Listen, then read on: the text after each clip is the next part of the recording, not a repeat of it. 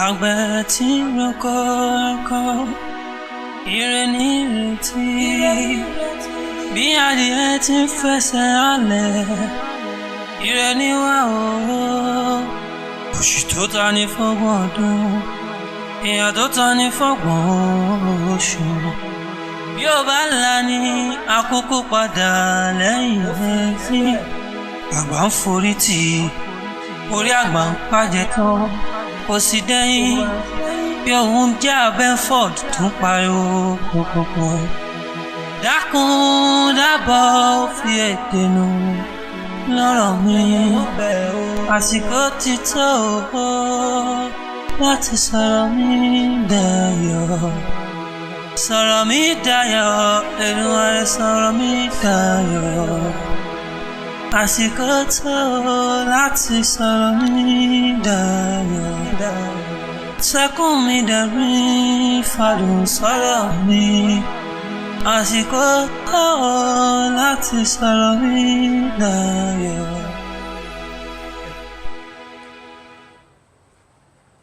ṣé kò ṣe àbájá? ó wà òkè. In fact ẹ parí iṣẹ́ síbí o. Ọlọ́run máa gbọ́. ẹ parí iṣẹ́ síbí.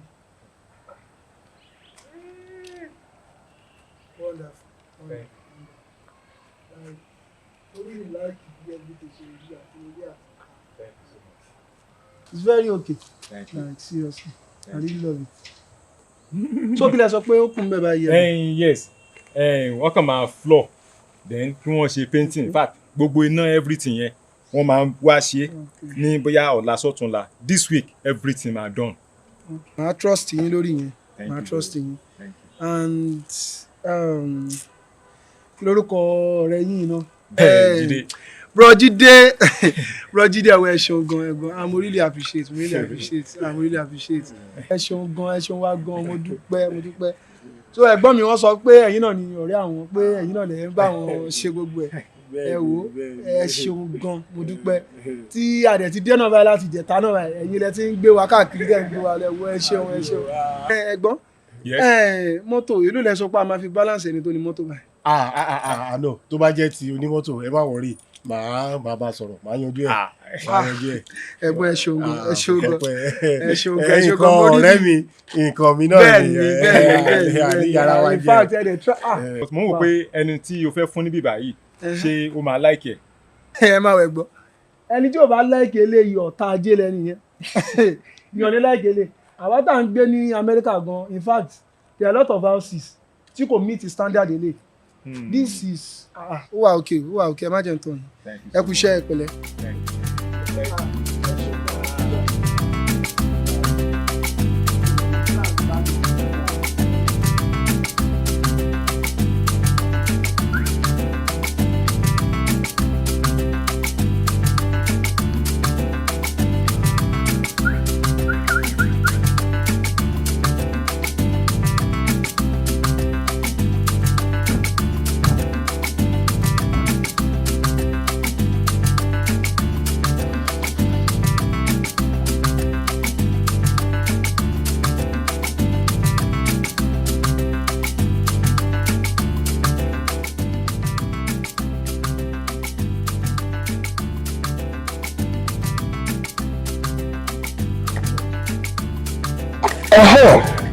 That's remind me, Banjo.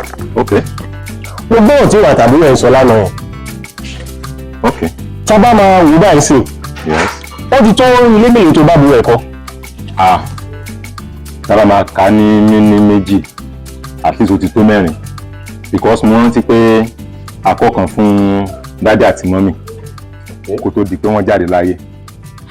Then akọ́kan tó máa ń dé sí tó bá ti dé láti outside. The other one ta kọ́ ó fi ṣe gift fọ́rẹ̀ kan. And this very one ta ṣẹ̀ṣẹ̀ parí ó kọ́ yẹn fún ìyàwó ẹ̀ ni. All right. Yes. Ó jẹ́ mẹ́rin àbí? Exactly. That's good. So tí bá máa béèrè lọ́wọ́ ẹ̀ mélòó ni ti ilé ìtọ́jọ́ tiẹ̀? Ilé ìtọ́jọ́ tèmi. Bẹ́ẹ̀ni. Mo ẹ̀ṣẹ̀ ń plan wípé tèmi náà bá ṣàràjọ mo máa get ilẹ̀. O ṣẹ̀ṣẹ̀ ń plan o tẹ̀ tí gẹ́ẹ̀tì ilẹ̀. No, ṣé mo pé ní understand bẹ́ẹ̀ èèyàn ṣe máa ń ronú o ọlọ́ àfún yín opportunity báyìí ẹ lè má misuse ẹ̀ nígbà tó ti di pé òun bá àbúrò ẹ̀ kọ́ yá láǹkọ́kọ́ ẹlẹ́ẹ̀kejì ẹlẹ́ẹ̀kẹta o ò tí ì nílẹ̀ tẹ bá rí opportunity ẹ máa misuse ẹ̀. Now let me ask you a question. If you are a building contractor, will you make profit or not? Sure, I will. Then kí ló wá stop ẹ from making profit from your brother's job? Okay, òun fi egbò ṣe gbòòlé torí pé àbúrò mi ni ìwọ ò dẹ̀ nílẹ̀ débi pé wà á nílé mi ò mọ bó ṣe ń rorí o. This is an opportunity for you. Opportunity yìí táìmù ti ẹni lè tó bá mix sí opportunity yìí I will be surprised. Abọ́dọ̀ mi ò tí yẹ náà ni. I think I'm trying to get your point. Now wọ́n tí wàá ṣe tó bá ti ń ṣiṣẹ́ báyẹn fún àbúrò ẹ̀ wàá fi omi jáde náà wàá fi omi jágàrí ẹ̀. That is how you got to make it. Orí ẹ̀ o. Jídé, túmọ̀ pé gbogbo bó ṣe ń sọ látẹ̀kan yẹn ìmú náà ẹ̀ṣẹ̀ wá ń ronú ó dà tọpọlọ mi ẹ̀ṣẹ̀ ń ṣí ó kọ̀ dàbí ẹni pé kàn ń finger brain mi pọ̀ ń tọ́ bọ̀ mi lọ́pọlọ bẹ́ẹ̀ ló ṣe rí èsì but please kò tí ì yé mi tó please expatiate it kí ló ń ṣẹlẹ̀. Jẹ́ kí n ṣàlàyé fún ẹ. Okay. This how you will do it. Ó wà very easy. Tí àbúrò ẹ̀ bá fún ẹ ní owó pé kó ra tipper of iyẹ̀pẹ̀ mẹ́ta. Yes. Àbí kó ra bag of cement bóyá 20 ibi tí wọn náà máa ti dọ́gbọ́n ti ẹnìyẹn náà tó bá ní kó ra 20 wàá ra 8 wàá jẹ́ kí omi pọ̀ jọbẹ̀ lọ wàá fi omi jágàrí wo opportunity ló ní and that opportunity come but worse when you miss it for life. Opportunity comes but once.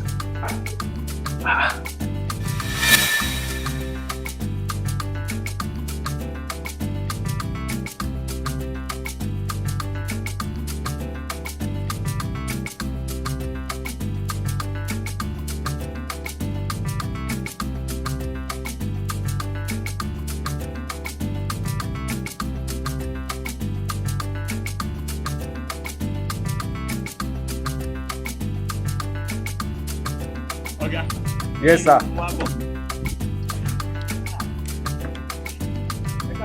Ẹ káàsán. Jọ̀wọ́n ya. Yes, sir. Yes, sir. Báwo gbé? Yes, sir. Mo dé site nísìn. Okay. Wọ́n nǹkan tí àwọn ọmọ yẹn bá mi sọ yàtọ̀ sí kàkà tó sọ. Okay. Tí mi bá gbàgbé, ibi tá la fẹ́ lo 12mm sí yẹn, sẹ́wọ̀n kí mo sọ fún yín pé 12mm yẹn kéré tẹ́lẹ̀. Àwọn ọmọ jẹ́ kó yé mi nísìn pé ẹni ká má lo 12mm yẹn mọ́ pé 6mm yẹn. Yes sir, mi ò lè lo 6mm fún iṣẹ́ yẹn sir. Ó wé against the profession mi. Irin yẹn ti kéré jù. 6mm tẹ́ ń sọ yìí, a máa ń tẹ́ sílẹ̀ lẹ́ẹ̀ni. Mi ò lè fi kárìn. Ká tó wá sọ pé màá wá fi gbé pílà tó máa ru ẹrù. Ẹ má bínú sir, mi ò lè lò. Àkọ́kọ́ nìyẹn. Èkejì, cement tá la máa lo 5 bag. Ẹ tún ní rárá pé ká má lo 5 bag mọ́. Mo ti kọ́kọ́ rò pé àwọn ọmọ yẹn ṣeré ni. Ó ti gbà tán lẹ́yìn ilẹ̀ instructor wọn pé 2 bag ní ká lò. 2 bags ò lè ṣe nǹkan kan bẹ̀ yẹn náà. Á lo yẹ̀pẹ̀, á lo òkúta, á mix ẹ̀pọ̀ concrete la pé náà pílà tí ó gbẹ́rù. Yes sir, mi ì lè ṣe irú iṣẹ́ yẹn sir. Engineer, ṣe rí kò sí nǹkan téèyàn ò lè lò fún ilé tí èèyàn bá fẹ́ kọ́. Irin ni irin jẹ́. Àti pé ẹ fẹ́ lo 12mm, ẹ fẹ́ lo 6mm, ṣebí kẹ́ ti lórin ni. So kí wá ní yàtọ̀ nínú méjèèjì? Now ẹ ń sọ̀rọ̀ cement or no cement, cement 2 bag, cement 5 bag, ṣebí cement ni cement ń jẹ́? No, mi ò rí sí gbogbo ilé tẹ́ tún sọ yìí o. No. Ọ̀gá, sẹ́rí cement 2 bag, ẹ lè compare ẹ̀ fún iṣẹ́ yẹn pẹ̀lú cement 5 bags. Kò jọra wọn.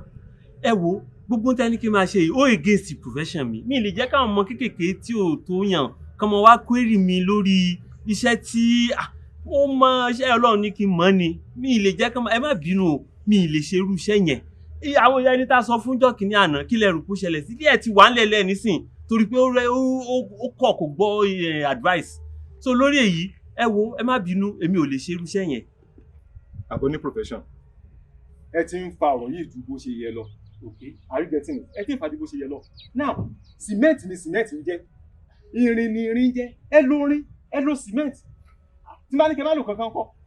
wẹ́ tẹ bá mọ̀ pé ẹ lè ṣe there are so many people outside tí wọ́n fẹ́ ṣiṣẹ́ yẹn. better. because orúkọ mi wà stake mi lè jẹ́ kẹ́nìkan wá máa embarrass mi tí mo fi gbogbo ọjọ́ ayé mi kà. èmi gangan bí mo ṣe wà yìí orúkọ tèmi náà wà stake.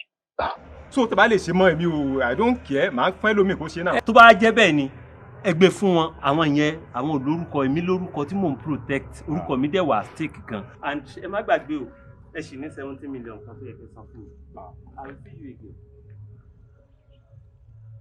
ó mà tún sọ̀rọ̀ 17 million. kò ní sọ̀rọ̀ 17 million ṣé kò ní gbowó iṣẹ́ ẹ̀ èèyàn ń kọ̀rẹ́ tẹ̀ ó dẹ̀ ń dúró bíi pé ìwọ nìkan ló mọ̀ tán ó jẹ́ fún ẹni ẹlẹ́ni lówó. now tell me ṣé ẹ̀yìn mi ló yẹ kó wà ní àbí ẹ̀yìn máa yẹn. mi lè wà lẹ́yìn ẹ̀ torí nǹkan tó ń sọ nǹkan tó ráìsì ló ń sọ ṣé fẹ́ kíyàn kó délé tán kí lè lọ wọlé wọn lórí mi ṣé o mọ̀ ju ẹni tó wà lọ ṣé o mọ̀ jù lọ ló ṣe gbé fún ṣé o lè ṣe é ló fi gbé fẹ́ nìyẹn.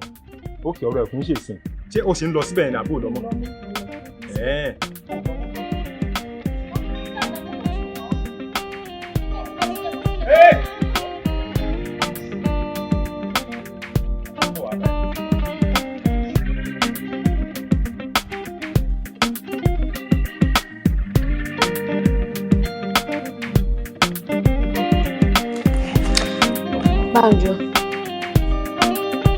Banjo.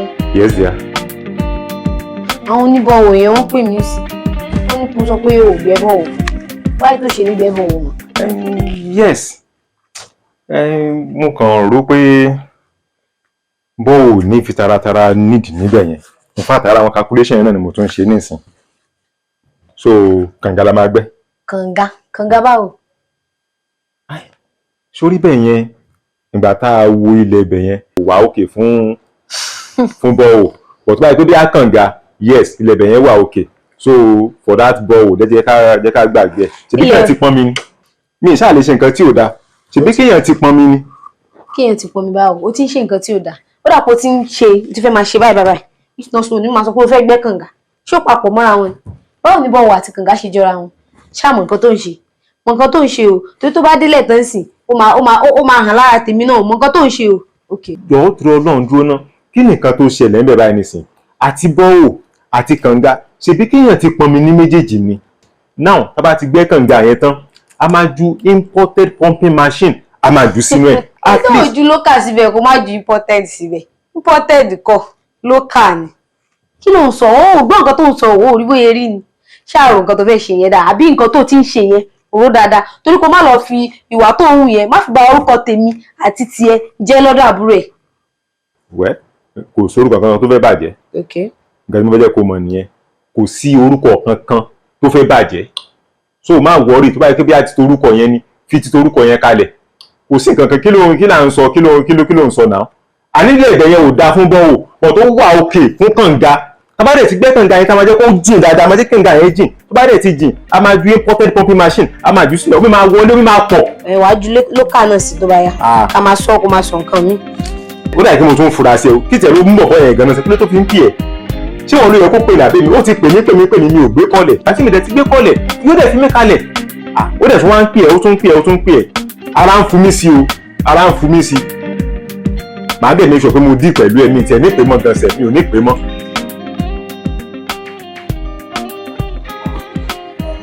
Jídé, lákọ̀ọ́kọ́ mo fẹ́ dúpẹ́ lọ́wọ́ ẹ̀. Mo really appreciate ẹ̀. Sórí tí ẹ bá fẹ́ bá yẹn rìn láyé, èèyàn gbọ́dọ̀ wúru ẹni tó fẹ́ bá rìn. Ọlọ́run ló ní kí n mọ̀ ẹ́. Thanks once again. Ọwọ́ kan.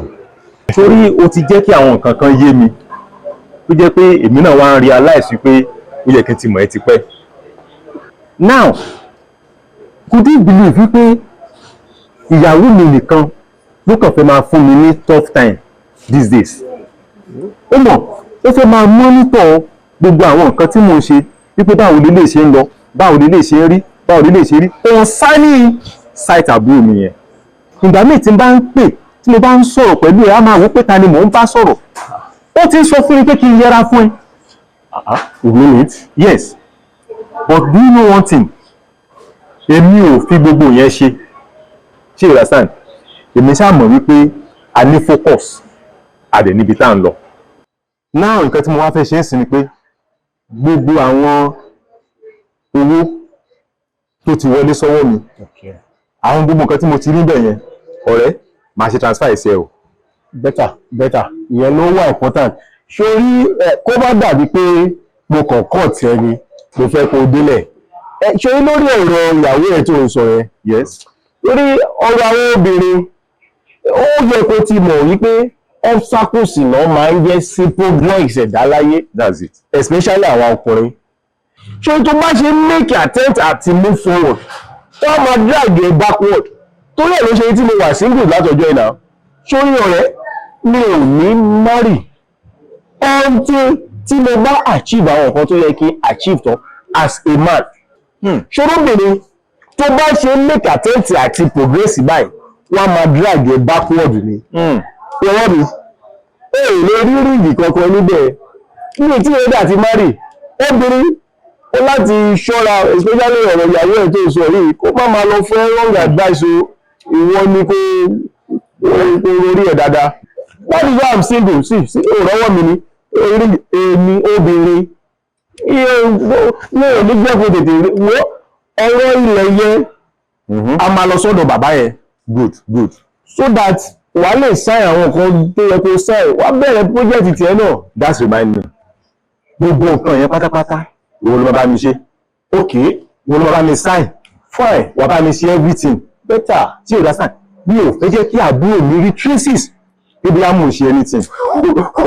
Gbàjọ náà ti smart. Ó ti smart. Ìwọ ló kọ́ mi. Bó ṣe yẹ kó rí nìyẹn. Nǹkan tí mo kàn fẹ́ jẹ́ kó o tún mọ̀ nísìnyí pé sórí gbogbo owó tí mo ti ń sẹ́ndì sí ẹ tẹ́lẹ̀ yẹn ìrúnú ni o. Owó yẹn kéré ṣé kí n tún já ẹ sí. Hòtẹ́ẹ̀ tí mò ń sọ fún ẹ the last time yẹn àbúrò mi ti rà. Wow. Yes. Now ó wá fẹ́ ṣe renovation from A to Z. That's good. Owó tá à ń sọ ibad tó bá ti wá send owó yẹn màá make sure wípé 75% of that money kíá màá jù sí ẹ. Ọ̀rẹ́ mi ti já. Ó ti já kùtùkùtù. Mo ti já bàjẹ́. Nígbà mo ti fẹ́ máa wá ìjòdò lọ wáyé. Ìwọ ló kọ́ mi. 75%. Better kó tó dà nìyẹn. Ìyẹn alákọ̀ọ́kọ́. Ẹlẹ́ẹ̀kejì ìyẹn kan wà lọ́wọ́ ẹ̀ separate. But títí lẹ́yìn a sì máa lọ sanwó yẹn.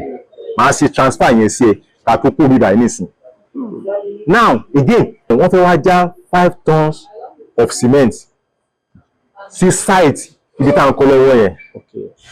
Now tí wọ́n bá ti wá débẹ̀ ẹ̀ tó máa ti fẹ́ já máa make sure wípé wọ́n já 3 síbẹ̀ yẹn. 2 tó kù ibi tó bá fi jẹ́ kí wọ́n já sí. Ṣé you understand? Kí yẹn wà ní ìkíá ẹ̀. No. Sorry to cut you, Banjo. Jẹ́ kó já 3 síbi site ìtọ̀dọ̀ tiẹ̀ kí wọ́n já 2 sọ́dọ̀ àbúrò ẹ̀ ṣùgbọ́n sì máa ra sìmẹ́ǹtì ní. Aṣọ ò sì máa. Jẹ́ kó já 3 sọ́dọ̀ ẹ̀ 2 sọ́dọ̀ tiẹ̀ kí iṣẹ́ yẹn lè tètè fast. Okay, jẹ́ ká ṣe báyìí. Jẹ́ ká ṣe ní ọlọ́fà mọ̀jọ̀. Okay. Jẹ́ ká ṣe ní 2.5. Okay. Ẹ̀wọ̀n ọkọ̀ ṣe báyìí náà. Kò báàdì náà. Ibi tó bá fẹ́ kí wọ́n já sí. So that wọ́n lè máa tètè máa yọ àwọn blocks nǹkan kan lọ. Ṣé o mọ̀ wípé tọ̀dọ̀ mi yẹn ó ní láti strong ju ti rí báyìí lọ. Ó gbọ́dọ̀ strong. Tàbúrò ẹ̀rín wàá fún mi já gẹ́gẹ́ bí mo ṣe sọ náà. Owó ti ní property yẹn lè tí ì ní kankan. Wàá fún mi já epo mi pọ̀ ju gàrí ẹ̀ lọ. Jẹ́ kí n ṣe transfer. Bó ṣe ní àkáǹtì ìyẹn náà ni kò send ẹ̀ sí. All right.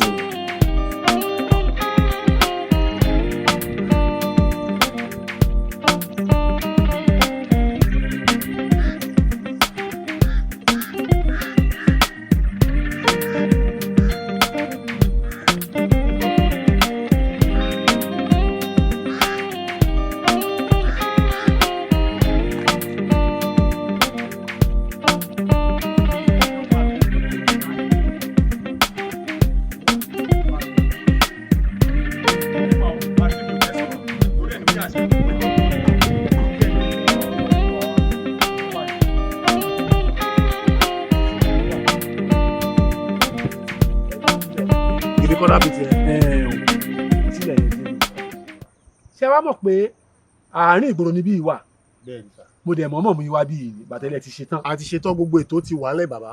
ètò ti wà ńlẹ̀. gbogbo ètò ti wà ńlẹ̀ ká bẹ̀rẹ̀ báyìí, a bá ti pa documentation ká bẹ̀rẹ̀ iṣẹ́ lókù. kí n má mú yín lọ sínú igbó lọ́hùn tẹ̀yà pé tí n bá mú yín lọ sínú igbó lọ́hùn tẹ́ bá lẹ ti kọ́ tán wọ́n lè jí nǹkan yín yọ ẹ lè má lè kó lọ bẹ̀ nígbà tí ó ti séyàn bẹ̀ ló jẹ́ kí n wá sáàrin bí. ẹ ṣeun gan bí ó pè wá. bó wà ní ọ̀rọ̀ owó torí ṣe mọ̀ pé ẹni tó sanwó ló ní ilẹ̀. a bá ṣètò owó bàbá, owó ti wà ńlẹ̀. ẹ ṣeun gan Jídé wàá rí pé látẹ̀ǹkan mi ò fi taratara sọ̀rọ̀ because mo ti wò pé ìwọ náà ló máa wà yín kí ààrẹ bí ti pé. ibi tí bàbá mú wa ibi tó wà jẹ́ ní òní. sure ẹ ṣeun gan dáàdì ẹ má wọrí gbogbo ètò àti everything ó wà lọ́wọ́ ẹ̀. ṣé kí n fún yín ní account number mi ni àbí. èmi lè máa fún ẹ bá wọlé màá gbà á. phone number mi ti wà lọ́wọ́ ẹ̀. ẹ send ẹ sí mi. lẹ́yìn bá ti send account number báyẹn owó ló máa wọlé sọ́dọ̀ tí ẹ send ẹ sí mi. màá send account number sí ẹ. dèmí tẹ bá ti ṣetán ṣẹgbọ́ ṣe pé àárín ilé ni ilẹ̀ yìí wà kì í ṣe ilẹ̀ tó kùtà. àbàràbà iṣẹ́ máa bẹ̀rẹ̀ kíákíá iṣẹ́ kì í ṣe ilẹ̀ tó kùtà o. tó bájọ owó ilé tí ó wà lọ́wọ́ mi ṣé kì í ṣe transfer ẹ̀. máa ṣe yẹn sọ pé ó lówó kan tí mo sì fẹ́ gbà lọ́wọ́ yes ṣe transfer owó sí mi so tó bá ti ṣe yẹn sí mi màá kàn ṣe ṣe straight wà tó èyí tó wà lọ́wọ́ ẹ̀ yẹn kíìpù yẹn ṣe ìrasàn tó bá ti send yẹn sí wàá lọ fi sí better báyìí kò sí problem wàá ṣe ìtọ́jú yẹn ní so ìyẹn wàá tètè wàá ṣe ní àárọ̀ òun má jẹ́ kókó ẹ̀ pé bàbá yẹn ti jẹ́ ká mọ̀ wípé ẹni tó bá sanwó òun ló nílẹ̀ sí ọ̀bẹ má jẹ́ kókó ẹ̀ má jẹ́ kókó ẹ̀ sí ọ̀bẹ ẹ̀. bébì kí ló ń fi owó ṣe torí ọ̀rẹ́ ò yé mi lẹ́nu jẹ́ mẹ́ta yìí mo dẹ̀ mọ̀ fún bàbá ọkọ mi wọ́n ń send owó sí ẹ̀ time to time kí ló ń fowó ṣe. sórí bó tún ṣe ń bèrè lọ́wọ́ mi yìí ó ṣe mí bákan bákan bí kébé abo ni mò ń kówó sí abẹ́ nǹkan kan báyẹn well to cut the long story short ṣé bá ṣe wà níbí báyìí ṣé kò tiẹ̀ wù ẹ́ ni pé bóyá káwa náà ká ti kúrò níbí báyìí ká dẹ̀ lọ sílé tiwa. mi lè wé ìta pọ̀ ní. so nǹkan tí. ṣeré ni wọn náà bọ àṣírí. àmì so wọn náà wà bá ní ìtò lápẹ̀rẹ̀. àmì nǹkan tó ṣẹlẹ̀ nìyẹn. and ìyẹn ọ̀tọ̀ ọ̀rẹ́ ẹ̀ yẹn ọ̀rẹ́ ẹ̀ yẹn. èwo nínú àwọn ọ̀rẹ́ mi. ọ̀rẹ́ mélòó ló ní tó ń kọ́ ẹ̀ ń kọ kùkù ọ̀rẹ́ mélòó ló ní tó fẹ́ ba ayé ẹ̀ jẹ́ ọlọ́run ò dẹ̀ ní gbà fún torí mò ń kọ́ ọlọ́run ò ní gbà fún spirit mi ò tiẹ̀ bá ṣe láti gba ẹ̀sìn gbà torí pé mi tiẹ̀ kàn láìkẹ́ inú mi ò kí n bí mi o bọ̀ ọ̀rẹ́ yẹn mi láìkẹ́ láti bíbà sí bíbà mi spirit mi ò tiẹ̀ bá ṣe jọ ọ̀nà ṣé dandan ni kò bá ṣe ni. I'm sure wípé Jídé ló ń sọ. ta ni mo tún fẹ́ sọ mi dárúkọ ẹ̀ ó ti mọ ẹni tó ń bá rìn tẹ́ pé èèyàn burúkú ni ó dẹ̀ ní gbọ́. sórí àkọ́kọ́ náà mi ní fẹ́ kó fẹnu tẹ́ńbẹ́lú Jídé o yes mi ní fẹ́ kó fẹnu tẹ́ńbẹ́lú rárá bó ṣe wà yẹn ó ní àwọn nǹkan kan tó ń ṣe fún mi tó dẹ̀ jẹ́ pé inú mi ń dùn sí. no now sórí bí ó ṣe wà yẹn tó bá ní pé kí n ṣe nǹkan báyìí mo máa ń rí i pé ó dàbẹ́ ni pé kinní yẹn ó work lóòótọ́ bó ṣe ní pé kí n ṣe and again bó ṣe sọ pé bí a mo gbé Jídé jù ẹ lọ yẹn no ìyàwó mi nìwọ náà ọ̀rẹ́ mi ni Jídé ìyàwó tí mo dẹ̀ nífẹ̀ẹ́ sí ni ẹ náà wípé bóyá Jídé pé mo wá gbé Jídé mo wá gbé ga jù ẹ lọ yẹn àbí pé bóyá mò ń pọn lé jù ẹ lọ no kò possible ìwọ nìyàwó mi torí bí Jídé ó ṣe wà yẹn ayé tiẹ̀ ọ̀tọ̀ ni ayé tiẹ̀ ọ̀tọ̀ àwọn nǹkan tó dẹ̀ ń sọ fún mi pé kí n ṣe báyìí kí n ṣe báyìí kí n ṣe báyìí mo wò pé tí n bá ń ṣe àwọn nǹkan míì yes ó dàbẹ̀ ni pé Ọlọ́run máa ń jẹ́ kí ó wà successful ṣé you understand Ọlọ́run máa ń jẹ́ kó wà successful so nǹkan tó ṣẹlẹ̀ nìyẹn. ó máa ń gbé Jídé yẹn gáì ó máa ń gbé bí ẹyin ni ọkọ mi yẹ ìdẹ̀yìn lẹ́yìn Jídé ọkọ mi dẹ̀yìn lẹ́yìn Jídé mo máa ń sọ fún ẹ pé nǹkan tí mo bá ti ń ba ẹ sọ mo ò ní pé mo fẹ́ máa direct ẹ mo ò control ẹ bọ nǹkan tí mo bá ti ń bẹ ṣé mo máa ń complain lórí yẹn ṣé mo máa ń complain Jídé yẹn ọkọ mi ok. well mo understand nǹkan tó sọ náà but all the same torí Jídé yẹn. sọ fún ẹni o pé mo ti transfer gbogbo owó ilẹ̀ yẹn sí bàbá yẹn àti gbogbo agreement yẹn mo ti sign bó ṣe ní kí n sign náà kò ti sáì kò sí ìyọnu àfọkànbalẹ̀ kò sí ìyọnu. Èmi náà kàn fẹ́ sáré jáde ni mò ń bọ̀ tí n bá ti dé màá wá fún ẹ gbogbo dọ́kúmẹ́ǹtì yẹn bá mi ní pẹ́ẹ́dé ok ṣeun ọ̀tàn ra ẹ̀ ní pẹ́ẹ́dé kọ́ èmi wá kán síìmù dànù sí ọlọ́run kúkú ṣeun síìmù ikọ́ mo fi ń gbà láti ó máa pè mí olùwẹ́ àtúnlọ tó bá rí mi báyìí yóò lè dá mi mọ̀ ní páàkì ni mo wà kárí lójú rẹ̀. You take my matter far away, you dey be for me, yeah.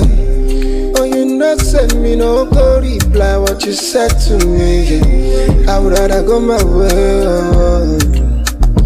Oh yeah, alright, oh shit, now betrayer you be. Come on, yeah, but oh shit, whatever you be. See me, I don't care if you talk shit, like I'm a kò sí ìfowó ní bẹ́ẹ̀ lónìí. Kí ló wò? Aṣọ dábà fẹ́lẹ̀ yẹn rà owó wò ló. Òwe àtàpẹ̀ tí ó gbà lóhùn máa kí n fi irú ìyẹn gbà. Irú ọ̀rọ̀ ọ̀pọ̀lọpọ̀ wo ló fi ń lọ bí yẹn? Wá mú mi lọ wo tó bá wọ́n dáadáa. Mú kí ìdá lọ ọmọ lọ́fi hàn mí. Kí n pe èèyàn tó fẹ́ gbà ṣé gbogbo ṣe òun wo ìdúró mi àná. So o ṣe ń wọ̀ pé òwe mi ò lè gba yàrá. Wọ́n sọ.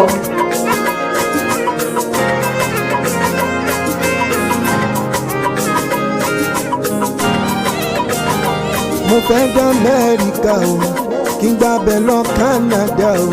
Mo fẹ́ sáré gbé màlẹ́ o, ṣùgbọ́n pọ́n ti gbówó mi gbé o. Èmi mo ra bọ́tù ọ̀tà o, mo ti kọjá bí ọ̀rọ̀ ọ̀tà o. Èmi mo ra lẹ̀ síbẹ̀ yẹn o, kẹrọra máa nì ní kẹ̀yìn. Àmì eléyìí tèmi fi ọpọlọ mi ṣe yìí, mi gbọ́dọ̀ ná anyhow. Ó gbà kí n farabalẹ̀. Tí n bá ní kí n ra ilé sí GRA ṣé èèyàn ní ti pariwo mi jù báyìí? A ti pariwo jù, a ti pariwo. Bọ́ngálò ni màá ra lọ fún. Kí n ra lọ fún bọ́ngálò tí kò ní pariwo.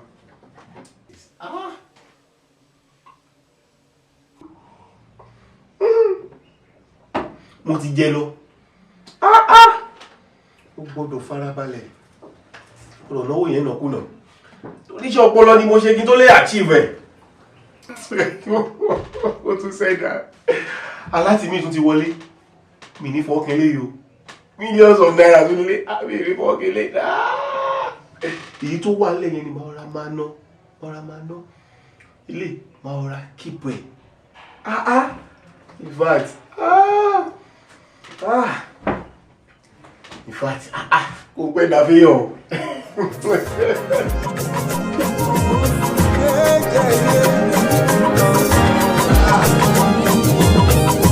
Èmi nìkan mo fẹ́ lówó, èmi nìkan mo fẹ́ láṣọ, property mo fẹ́ dípò, make I run away kí n sálọ, kẹlẹ́rù bẹ́rù rẹ̀, kẹlẹ́rù bẹ́rù rẹ̀, mo ti ti gbé kẹlẹ́rù bẹ́rù rẹ̀. Iṣẹ́ ta fẹ́ lọ ṣe ń bẹ̀ yẹn mi ò lè sọ pé ìgbà báyìí la máa parí ẹ̀ o because iṣẹ́ yẹn ó pọ̀ then ó lè take wa ní a very long time before I'll be able to come back to Nigeria.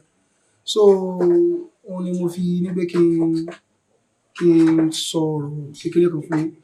Inú mi dùn láti jẹ́ kẹ́ mọ̀ wípé sáìtì ìbáṣepọ̀ tí mo ní pé mo fẹ́ ṣe surprise fún ọ̀rẹ́ mi.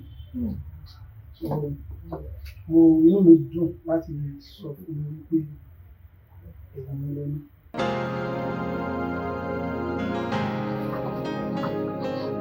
Ẹ má jẹ́ kó yà yín lẹ́nu.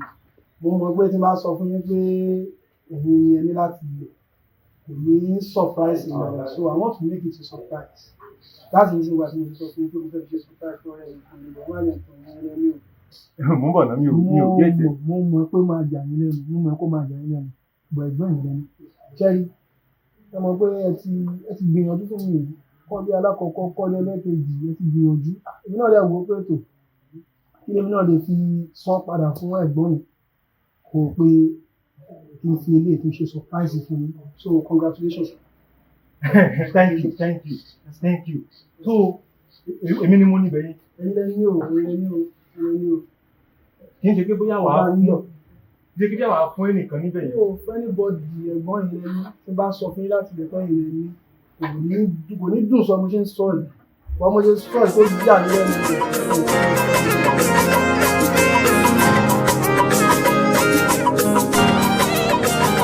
mo fẹ́ dá Amẹ́ríkà o kí n gbá bẹ́ẹ̀ lọ.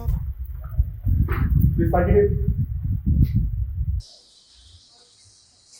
Jídé wò ní ọ̀rẹ́ Mr. Banjo tí wọ́n ń gbé ní Ìbàdàn. èmi kọ́ ṣe lẹ́yìn tí mo bá wọ mọ́tò kọjá nìbàdàn ní ìdíbàdàn rẹ̀ àtúnfi Òṣogbo èmi kọ́. a jẹ́ pé méjì lọ́nà wọn dá ènìyàn o. tó bá jẹ́ yẹn ọlọ́run dáyọ̀ ní mẹ́ta mẹ́rin gan nígbà míì èmi kọ́. ẹ jọra gan o. ó lè jẹ́ bẹ́ẹ̀. Mr. Banjo tí mò ń sọ yìí ọ̀rẹ́ wọn kan wà tó ń jẹ́ Jídé mo rẹ̀ ti bá wọn ṣiṣẹ́ sáìtì kan rí so ẹ jọra gan. ṣe rí àwọn orúkọ tí mo mọ̀ tó bẹ̀rẹ̀ pẹ̀lú bí bóyá bí Béjídé Yọ̀mí àbí Babájídé Alẹ̀ àbí Bákàrè àbí Bíṣọ̀pù ní ìdébàdàn rí Banjo tẹ́ sọ yẹn mo gbórúkọ yẹn rí àwọn ọmọ ìrẹ́yàn tó ń jẹ́ bẹ̀rẹ̀ ní Òṣogbo lèmi tún gbé rí Òṣogbo mo lè gbà wá síbí tí mo lọ́ọ̀dì síbí so mi rí bá dọ́yẹ́. I'm very sorry. No problem. Kenny, that's it. ọ̀rọ̀ rẹ̀ fọlọ́gbọ́n òun yóò fọlọ́gbọ́n àwa tá a tún mọ́ra wa gan la ṣọ̀tẹ̀ jù. ọ̀rọ̀ rẹ̀ fọlọ́gbọ́n òun yóò fọlọ́gbọ́n.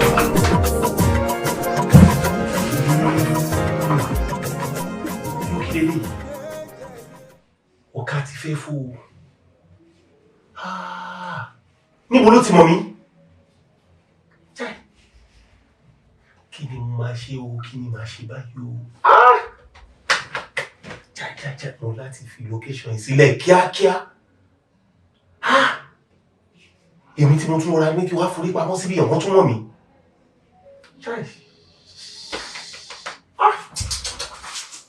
Tí iṣẹ́ ò bá pẹ́ ni, ẹnìkan kì í pẹ́ṣẹ́.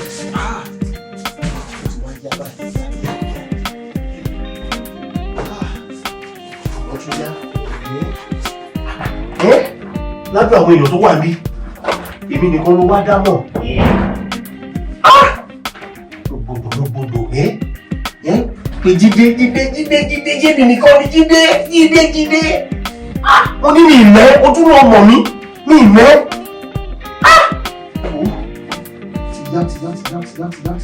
Tìyá. Ṣé o máa pẹ́ mi o? Ọgbọ̀n tètè fi bí sílẹ̀. Kí ló tún kù sí ìgbà ẹ̀wọ̀? Mo tí mo bá gbàgbé, mo fílẹ̀ fún yín. Bọ́gá.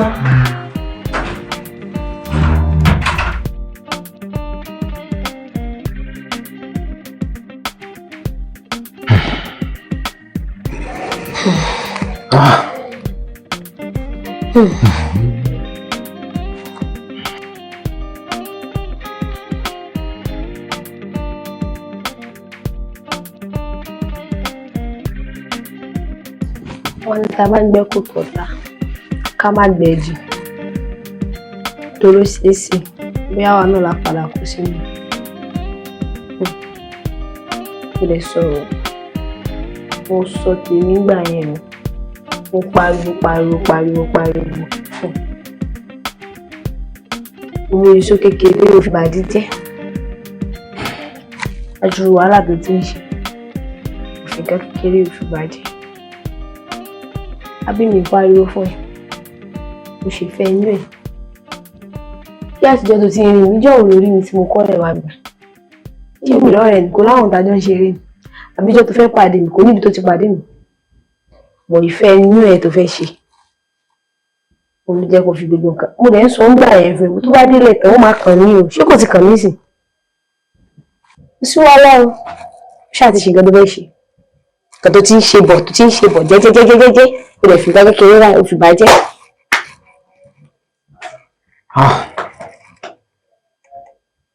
Oh my God. Well, I'm so sorry for everything. But at the same time, me sọ wípé bóyá ẹnu ẹ rùn. Mi sọ bẹ́ẹ̀. Ó ga o. Nǹkan tí mo kàn tó fẹ́ jẹ́ kó mọ̀ ni pé sórí bẹ́ẹ̀ yẹn, a ní kó lọ síbẹ̀. Ibi tí mo sọ fún ẹ wípé a máa gẹ́ẹ̀tì ilẹ̀ sípa máa kọ́lé yẹn, máa make sure pé a tètè bẹ̀rẹ̀ bẹ̀ yẹn ni. Yes, a máa tètè bẹ̀rẹ̀ bẹ̀ yẹn. So that at least kò ní sí pé bóyá ẹnìkan fẹ́ wá embarrass wa àbí sọ̀rọ̀ sí wa lórí ọ̀rọ̀ owó ilé ọ̀nà tó wọlé. Kí ló tó fẹ́ ṣe? Ṣé màá ní gbogbo ti ṣe nǹkan tí mi fẹ́ kó ṣe? Tí nǹkan tí mo ti mọ̀ pé ó ṣe máa rí lélẹ̀ tí mo ti ń pariwo. Kí màá sọ pé òun ìjọkùnrin mọ́ ni? Kò possible. Bí a tó bá ọlọ́mọdé kára burú ni. Bí a ti máa sọ fẹ́ kó má gbà bẹ̀yẹn next time. Wàá mọ nǹkan tó yẹ kó ṣe.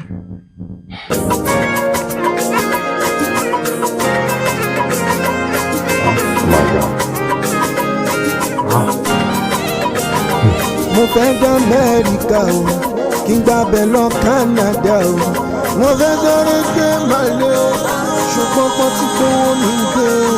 Èmi mo ra bọ́tù ọ̀tà o, mo ti kọjá bí ọ̀rọ̀ dà o. Èmi mo ra rẹ̀ síbẹ̀ yẹn o, kẹrọra máa níbẹ̀ yẹn. Tó bá fẹ́ gbéra kó yẹn máa sọ̀rọ̀ jù.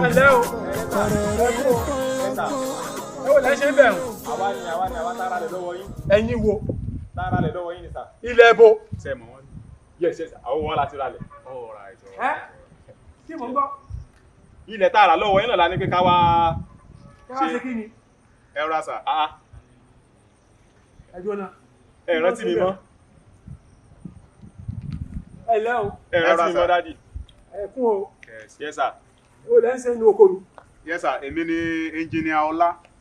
Mo fẹ́ bá wọn develop orí site yìí sá. Díkíni? Develop ẹ̀ sá. Develop bo? Dádì, ṣé ẹ rántí ojú mi mọ́ ni? Mo rántí ojú rẹ yìí. Padà ṣé mo sọ fún yín pé ẹni tó bá ti sanwó òun ló nílẹ̀. Ẹ wá ń lọ níjọ́hun. Mo dẹ̀ sọ fún yín, olóòrẹ́ rẹ̀ ó fún mi lówó. Ṣé wàá sọ fún ẹ pé òun ti fún mi lówó? No, bóyá ẹ ti gbàgbé. Tẹ̀wọ̀n pé mi àtọ̀rẹ́ mi lájọ wá níjọ́ yẹn. In fact, ó fẹ́ sanwó fún yín lọ́jọ́ yẹn.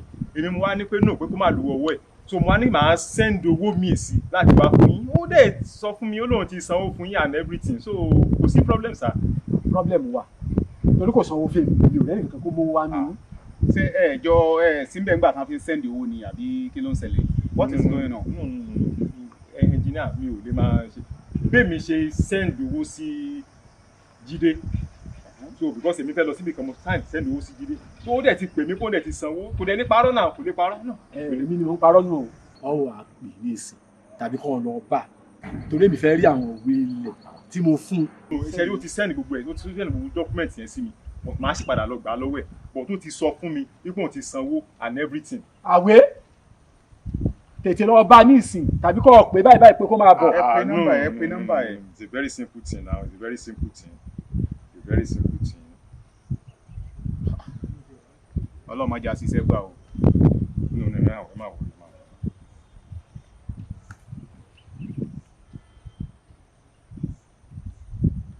Àwọn nẹ́tíwọ̀kì ẹ̀ máa ń ṣe. Ṣé nọ́mbà ẹ̀yọ̀ kan ló ń lò ní sà? Ẹlẹ́ẹ̀kejì náà ni mo tún ń pè tí o.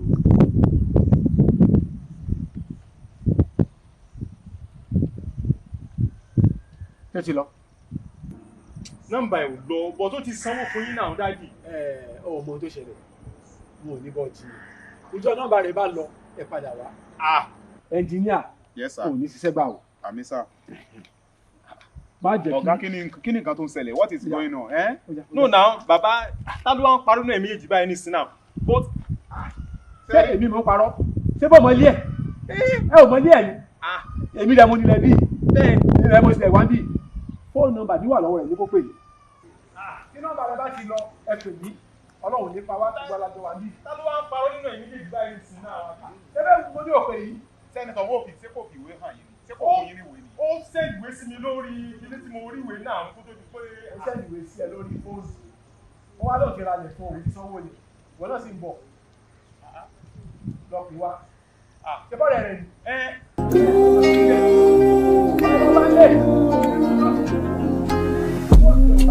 can never let it fly away what you did to me, yeah. You take my matter far away, you did it for me, yeah. Oh, you not send me no go reply what you said to me, yeah. I would rather go my way, oh yeah, alright, yeah, alright, she, now betray you be. Come on, yeah, baby, she, whatever you be. See, I don't care if you touch it, like a million you be. We just wanna go away, make a day my day. Jídé. Kí ló ń ṣẹlẹ̀ báyìí náà, Jídé.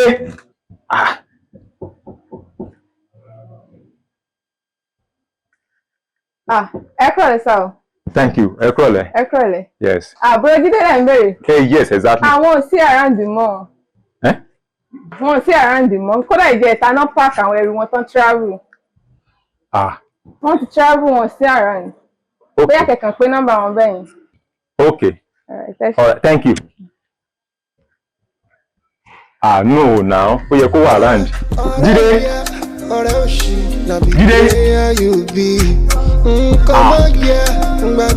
This is serious.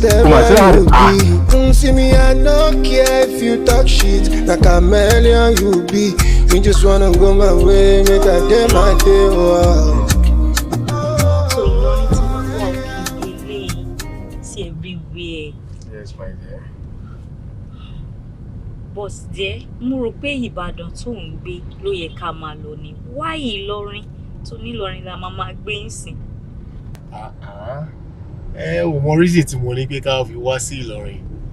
Ó rí pé Ìlọrin ò wà much crowded compared to the other place tí mo ti ń bọ̀ yẹn. Yes, then ibi ó wà conducive fún wa láti máa gbé. Mo ṣe decide pé ká máa bọ̀ níbí. Báwo wà ní accommodation wọn bí? Báwo ní business wọn? Ṣó wà okay? You have nothing to be worried, my dear. Gbogbo yẹn ni mo ti find out. Yes, your home business and my daughter's school, everything mo ti find out. Pẹ̀lú ma wà okay. Báwo wà ní school Bolu? Ṣó mọ pé best school ló fi sí l'Óṣogbo? Mi wá ní fẹ́ ká dé bí báyìí kó wá fi sí school tí ò ní wà okay. Ó mọ̀ pé mi mọ̀ anywhere bí báyìí mi mọ̀ whereabout wọn. No, not at all, my dear. One of the best schools ni ma fi ọmọ mi sí. Yes. Wow. A kúrò nínú pé Jídé lọ oṣù kan àárí àṣẹ ń fi fóònù lera wa káàkiri ni. Èmi àtọkọ méjì ló máa sùn àjọ máa jíǹsìn ni. Yes, my dear. Like bẹ́ẹ̀ ó wà okay. I've been now. So everywhere is beautiful. You will enjoy your stay here. You can see. Yes, can see. Yes. We'll soon get home now. Àwa tó délé wa rí sí. Hey, ó ga o. Ìlọrin. Bolu, darling. Yes, mommy. Hope you are good. Yes, ma'am. Okay. This is where we be living now. Yes. That's my daughter. So get home. I can never let it fly away what you did to me, yeah. You take my matter far away, you did it for me, yeah. Oh, you not send me no go reply what you said to me, yeah. I would rather go my way, oh yeah, alright, yeah, alright, she, now betray you be. Come on, yeah, baby, she, whatever you be. See me, I don't care if you talk shit, like a million you be. We just wanna go my way, make a day my day, wow.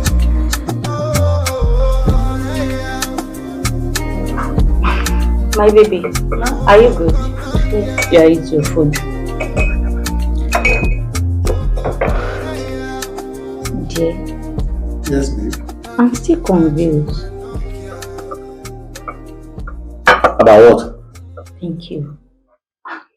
This is your weight. She me somehow. Don't surprise me. How come? This is too much. My dear, how many times did mo fẹ́ sọ ilé before? There is nothing to be bothered about. Okay, if you care to know, sórí àwọn company kan wà tí èèyàn kan máa ń bá wọn kó mọ́tò wọlé. So all of a sudden, náà ló dẹ̀ di pé ó disappoint wọn. So ṣó dẹ̀ mọ̀ pé since wẹ́ pé line tèmi náà nìyẹn, mo ti máa ń gbé mọ́tò wọlé láti Dubai, Sẹ̀mẹ̀, Kútọ́nù and co. So ó wà very easy fún mi nígbà tí wọ́n contact mi.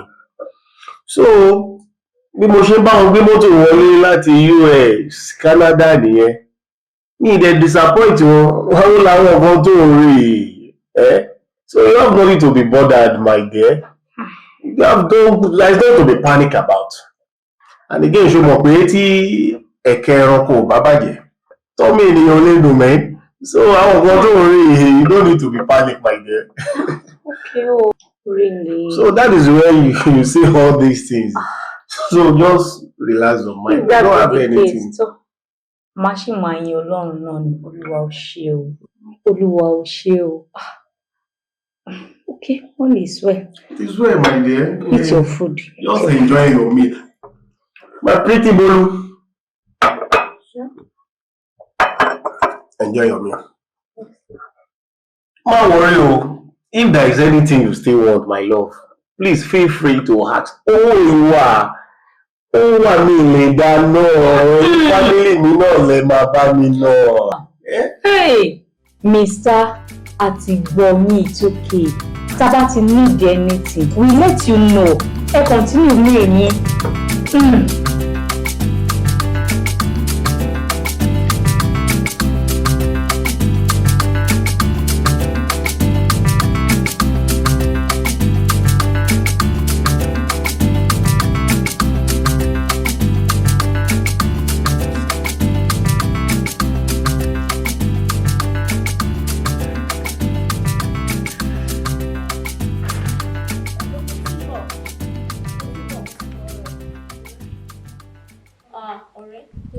Fàṣọ wa kí ló dé kí ló ṣe. Bàbá yìí ti jáde látàárọ̀, àwọn ọmọ yóò dé tí jẹun. Àwọn ọmọ yìí bí ń pa àwọn ọmọ kan fi wọ́n lẹ̀ sí ilé kìí tẹ̀ wá sódò ẹ̀bí àmọ̀tẹ̀ máa rán. Ṣé yẹn ló wá jẹ́ kójú ẹ̀kọ́ rẹ lọ́wọ́ báyìí?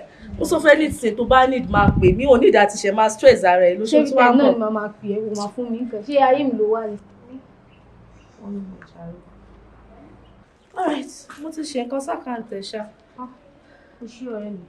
Inú àwọn àgbà sórí ẹ̀ ọ̀rẹ́ mi lè fẹ́ béèrè nǹkan kan lọ́wọ́ ẹ̀. Mo bí o láwọn aṣọ tó dẹ́tí tí mo lè sáré rẹ̀ fún. God, kí ló fẹ́ ṣe sọ́rọ̀ rẹ̀? Irú pátá wo ni aṣọ tó dọ̀tí azam? Bẹ́ẹ̀ náà ni mo lọ rí ẹ níbì kan tó ń ṣiṣẹ́ lẹ́gà kan níbì kan tó ń sọ pé all in the name of money mi láìkẹ́. Kí la wà fúnra wa fẹ́ni tí tó bá need pè mí kò béèrè lọ́wọ́ mi. Báwo a ṣe máa bá mi fọṣọ? Ẹni tí tó bá need pè mí. Mo ń lọ síbì kan lóde ẹ̀ bóyá káde òkú jọ máa lọ. Mo nílé tẹ̀lé ọ̀ tí mo bá ọmọ yóò ti jẹun tó máa ń dàbí lọ gẹ́ẹ̀tì ọ̀dọ́ tó jẹun. Nígbà tó bá jọ máa lọ àṣẹ rẹ̀.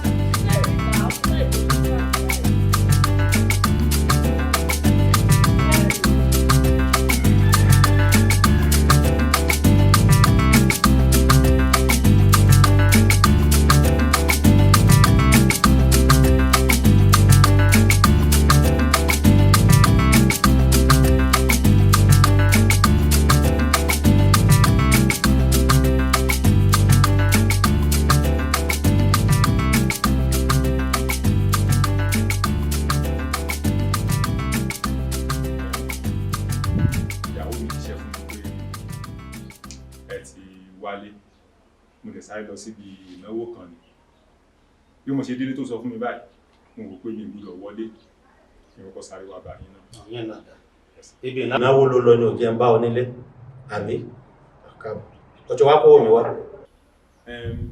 òun náà mo fẹ́ ṣàlàyé fún yín. Àlàyé báwo? Àlàyé kí ló fẹ́ ṣe? Owó mi dà, owó ni ó sọ̀rọ̀ báyìí.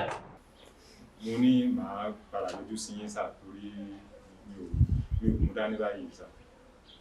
Ilé pópó ti bọ̀ ni Bánjọ àbí kí ló jẹ́? Oṣù kíní, ìkejì, ìkẹta, ìkẹrin, oṣù bíi 6 mo ti ní sùúrù tọ̀wọ́, mo ti ní sùúrù tọ̀wọ́. Ó rówó san, ó kàn dúdú ọkàn dẹ́dẹ́, ó ló lọ bí ìnáwó, ṣé owó kọ́ lọ lẹ́bẹ̀?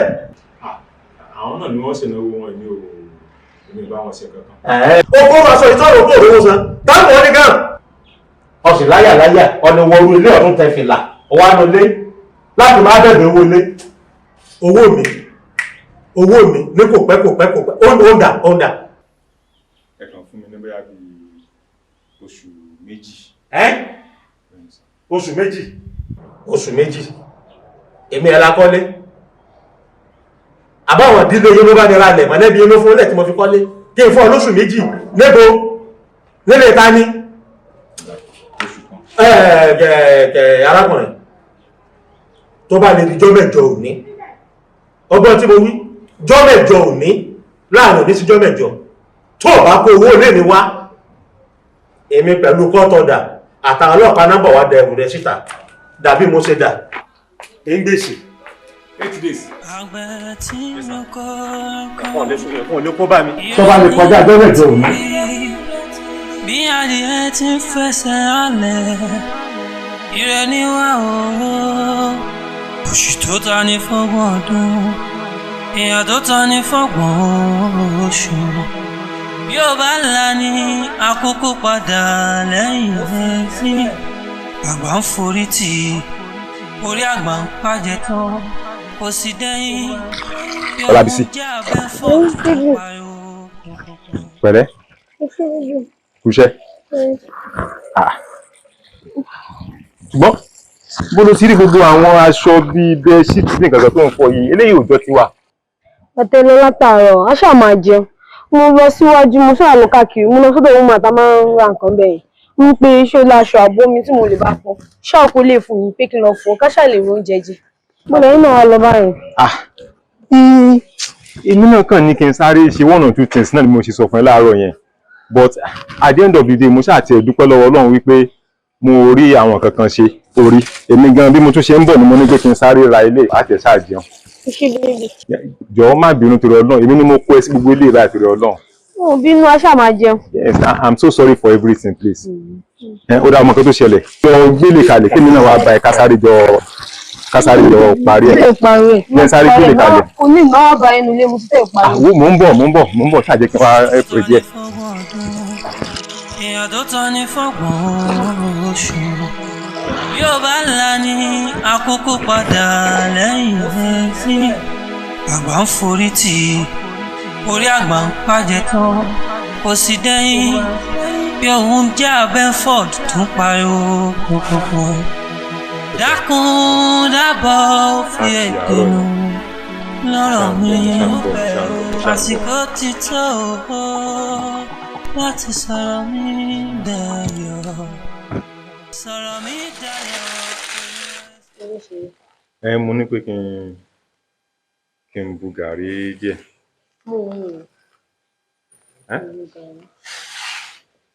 Àná ògì ni mo mu láàárọ̀ ọ̀sán mo mu gàrí alẹ́ mo jẹ̀bà mo mu gàrí báwo ṣé kò kí n ṣu yìí. Èmi náà understand wípé àmì understand wo òní torí ẹ̀ ni mo tún ṣe ra milk wípé bí a tó bá jẹ́ tún lo milk á tún jẹ́ kó tún lọ lẹ́nu ẹ̀ díẹ̀. Gàrí ti ṣú ẹ lè mú tẹ́ bá fẹ́ mú ti yín ò bọ́ mo mu gàrí. Ọlọ́run wo Ọlábísí ṣáà má bínú sí mi mo mọ̀ pé mo ṣẹ̀ má bínú jọ torí Ọlọ́run tó ti gbọ́.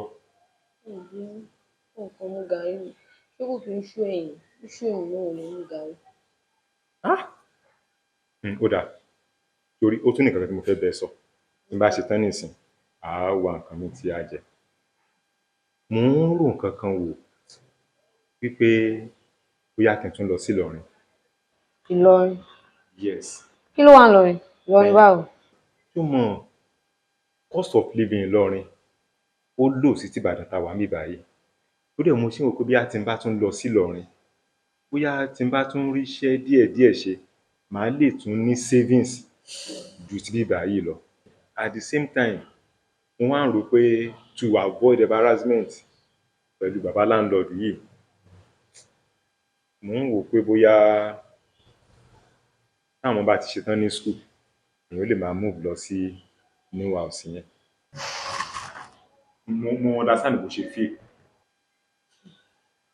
but mo fẹ́ jẹ́ kó fọkàn balẹ̀ o tí ẹ bá ti move lọ síbẹ̀ yẹn tèmi náà dẹ̀ ti ń rí change díẹ̀díẹ̀ ń bẹ̀ yẹn àkọ́kọ́ màá mọ̀ fowó ránṣẹ́ sí yín ẹlẹ́ẹ̀kejì màá tètè wá opportunity bá a ṣe máa tún ibẹ̀ yẹn ṣe a máa tún ṣe díẹ̀ àbí kí ló fì.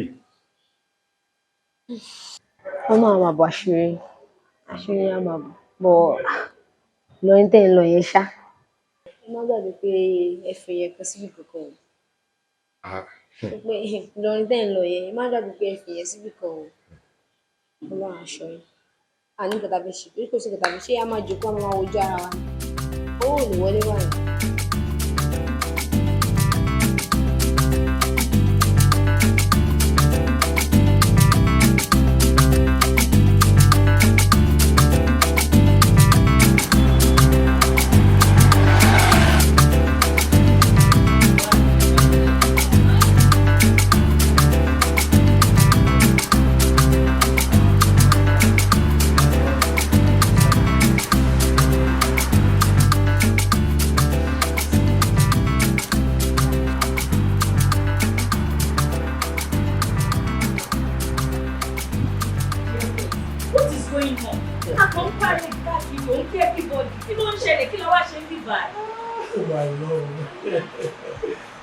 Lórí immediately tó ti sọ fún mi pé o máa like kí n open shop kékeré fún ẹ. So I have to come up with something and this is what I came up with. Ṣé mo wá kọ́ṣẹ́ ń bí báyìí ni? Because I don't understand. My dear, this little thing is for you. Ọlábísí, nǹkan tí mo fẹ́ jẹ́ kó mọ̀ ni pé kò possible kí n débẹ̀ yẹn kí n gbàgbé ẹ̀. Kò possible kí n débẹ̀ yẹn kí n gbàgbé ẹ̀. And nǹkan tí mo tún wá ń rò ni pé mo ní bóyá bíi 55,000 kan lọ́wọ́ báyìí. Yes. So mo wá ń wò pé bóyá tí n bá fún ẹ ní 45 at least pending the time tí màá fi lọ ṣe nǹkan tí n bá fẹ́ ṣe wàá lè máa ta àwọn nǹkan kan bóyá tó bá tiẹ̀ ra bá ṣe gàrí ẹ̀pà ṣúgà ju gbogbo pé bí àwọn àlọ́mọ báyàn fọṣọ wà àlọ́mọ báyàn gbálẹ̀ kó tiẹ̀ jókòó síwájú ilé díẹ̀ Ọlọ́run tún lè tibẹ̀ gbàdúrà wa. Yes. For me. Yes. This is for you. This place. Yes. For me. Yes. For your wife. Yes, now. Ṣó fẹ́ yà mí wèrè, but this is too much. Owó yìí ti pọ̀ jù, kí ló dé, kí ló ṣẹlẹ̀? Owó. This is just a token of what is on ground. Owó tó wà pọ̀, mo kàn decide láti ṣètò kékeré yìí fún ẹ. So that we need máa sùn nílé. But there, why pharmacy? You forgot so. Your course in the university. So that was the reason I made it pharmacy and store. Wow. It's all for you, my dear. Supreme pharmacy and supermarket because mi wọ nǹkan tó wà ní bíbá ìpín tó wọlé tó kò bá kí n ṣe ká tètè lọ change ẹ̀ ń sìn. Ṣó mọ̀ pé you are not observant bá ṣe wọlé. The whole complex is named after you. The same the one Supreme. Choice where we go out. Wow. Supreme pharmacy and for store. Me. It's only for you. Supreme pharmacy for Mrs. Jide. Mommy Bolu. My baby, let's thank your daddy. Welcome, my dear. For me. Goodbye. Yes. For us. Yes, my darling. Àwa nìkan. Yes.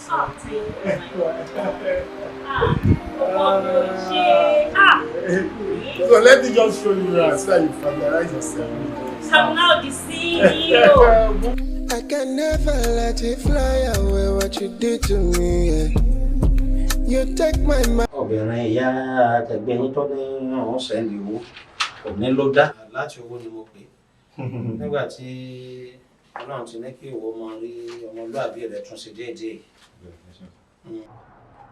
Ọmọ pé mi náà ṣe pé mo jẹ́ èèyàn kan tó bàjẹ́ owó tó tó bẹ́ẹ̀. Tilẹ̀ ń tọ́lọ́run ẹ gbìyànjú fún mi o tí màá bá parọ́ nìkan ló kù ẹ gbìyànjú gan ẹ kẹsì mọ́ ìbínú. Ọlọ́run wà pẹ̀lú rẹ̀ àmọ́ ò kì í ṣèyàn bẹ́ẹ̀ tẹ́lẹ̀ kówó ilé rẹ tó parí bá ti ń kojú ọ̀sẹ̀ kan ọ̀sẹ̀ méjì bó bá pẹ́ náà ní pé ẹjọ́ tó wó pa àti ìrànwọ́ rẹ̀ kí ló dé tó wá dẹni tí ń jẹ gbèsè owó lé. kọ́lọ́nsà máa ṣàánú wa ni ọ̀rẹ́ mi kan ni ló kàn introduce mi sí àwọn kankan tájọ ṣe àwọn bísínẹ́sì kan àbí kankan báyìí so àwọn owó tí ó ti wá bọ́ sí lọ́wọ́ bó ṣe di pé ó ṣàgbówó sá lọ nìyẹn mi ò rí mọ́ mi tiẹ̀ mọ̀ where about it. ọ̀rẹ́ ẹ ò mọlé ò mọ náà ẹni. ó ṣẹlẹ̀ ni pé mo mọlé tó ń gbé ṣùgbọ́n kì í ṣe pé bí a mo mọ àwọn èèyàn torí àti mọ́ra ti pẹ́ tẹ́lẹ̀.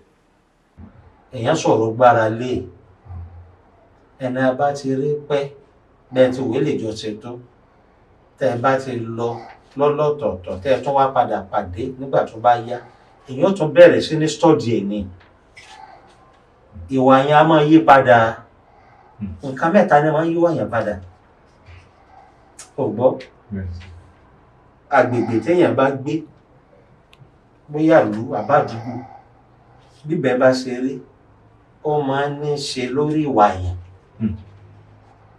ò gbọ́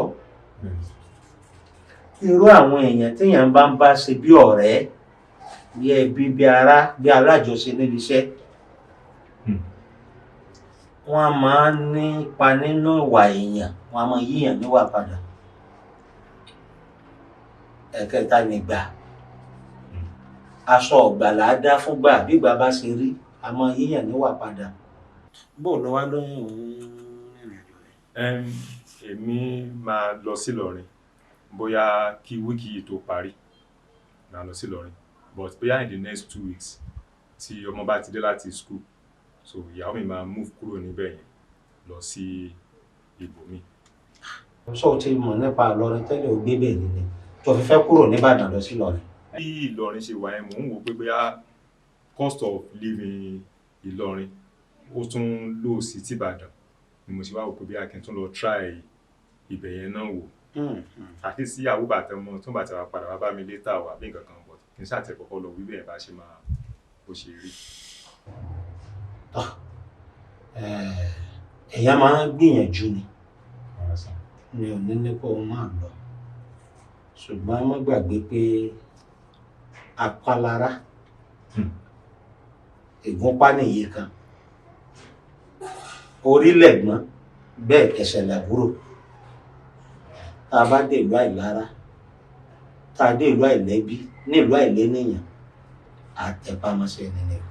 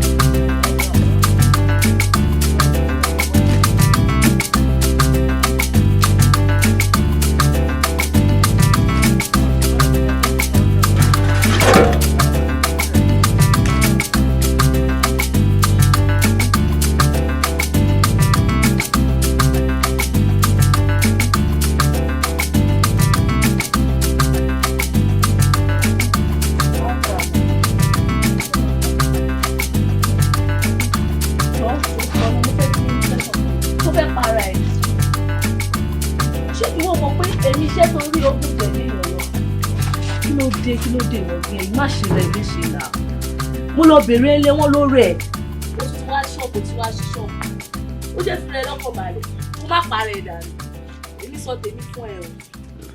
mo ní kí n má dúró nílé nígbà yìí kí n tún wá ṣọ́ọ̀bù nǹkan tó yẹn bá tún ta owó yẹn tún máa tún ṣe nǹkan mi. bí epo wà á lè kó ra máa rest. ọ̀rẹ́ mi ó ṣáà máa jẹun tó mo rán ọmọ kó lọ bá mi rògùn ní kẹ́míìtì lánàá gan-an so nísìnyí báyìí tí mo dé ibẹ̀ mi ṣe pa 50 naira nǹkan tí bá tà náà màá tún fi ra oògùn lẹ́nu tí bá dé délé ìsìn máa ń kọ́ mọ̀ yẹn lọ chemist kó lọ bá mi ra oògùn. Jọ ṣé o pè mí pé o ní ìdẹ́nìtì mi ṣe fún ẹ because me understand ẹ. Ọ̀rẹ́ mi ṣé every time kí n máa pè é kí n máa bèrè owó lọ́wọ́ ṣáyé mi ló wà ní. Jọ tó lọ́lọ́ ṣé mo sọ fẹ́ pé ó sùn mí ni àbò pè mí pé o ní ìdẹ́nìtì mi ṣe. Last week wọ́n kọ́ ni mo wá bá tó fún àwọn ọmọ yín lówó dàbí jẹun màá tún wá bá ẹ̀ gé. Ok tó bá wá bá mi ta ló fẹ́ lọ bá kí la wà fúnra wa fún mi láìkè òun sọ fẹ́ kó máa stress ara ẹ̀ dé má máa rò lọ pé ẹ mo ṣe fún ẹ lánàá mo ṣe fún ẹ lónìí nǹkan tá wà fúnra wa fún náà nìyẹn ká help ara wa ìwọ náà lè padà help mi là mí láìkè. ìwọ ló mọ̀ ọ́ bàbá yìí kọ́. Mo pe nọ́mbà ẹ̀ lánàá kò lọ omi ìṣe tí ìtura ẹ̀ lẹ́yìn rárá. Bá ló lè ṣẹlẹ̀ tí nọ́mbà àwọn ò fi lọ pẹ̀lẹ́. Ok ó mọ nǹkan tó máa ṣẹlẹ̀ báyìí tilẹ̀ kò jẹ́ ká máa lọlé. Ọ̀rẹ́ mi gba ọmọdé tí màá ti lè ọ̀hún bó ló ń lọ. Mò ń lọ síbi iṣẹ́ ọmọ pé mo ti fẹ́ rí ìsìn máa lọ bí iṣẹ́ báyìí. Ìgbà tó bá ti ń bọ̀ láti fi ṣe ṣèbí táìmù tó máa ń dé ẹ̀ 2 náà ló máa dé. 2 ni máa dé. Tó bá ti ń bọ̀ láti fi ṣe ìyá àjùmọ̀ wọn lọ báyìí. Tí mo ṣe yí ẹ báyìí ló ń yí mi padà ṣáà máa wọ̀rì tó bá ti di 2 tó bá ti dé ṣáà mọ̀ pé àjọ ń lọ lé mi kò sí ẹni ẹjọ́ kankan àjọ ń lọ lé mi o kò sí wàhálà take care rẹ̀ pẹ̀lẹ́ ara ẹ̀ gan gbóná.